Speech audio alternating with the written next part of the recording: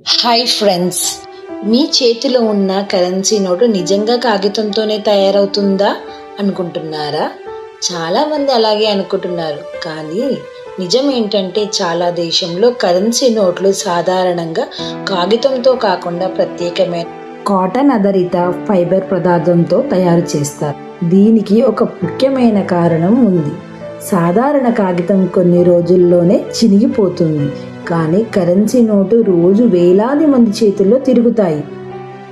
మడత పెడతాము, జేబులో పెట్టుకుంటాము, పర్సులో పెట్టుకుంటాము. ఇలాంటి వాడకాన్ని తట్టుకోవాలంటే నోటు చాలా బలంగా ఉండాలి. అందుకే ప్రత్యేకమైన పదార్థాన్ని ఉపయోగిస్తారు.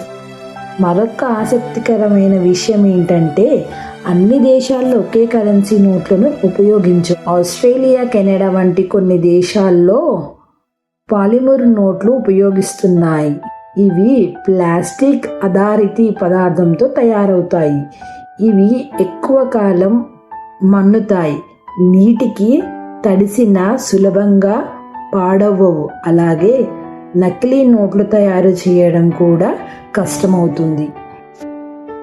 ఇక భద్రత విషయానికి వస్తే ప్రతి కరెన్సీ నోట్లో ప్రత్యేకమైన సెక్యూరిటీ ఫీచర్లు ఉంటాయి.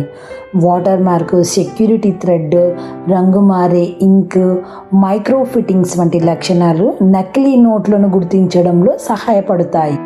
మనం రోజు ఉపయోగించే డబ్బు వెనుక ఇంత సైన్స్, టెక్నాలజీ, భద్రత ఉంటుందని చాలామందికి తెలీదు.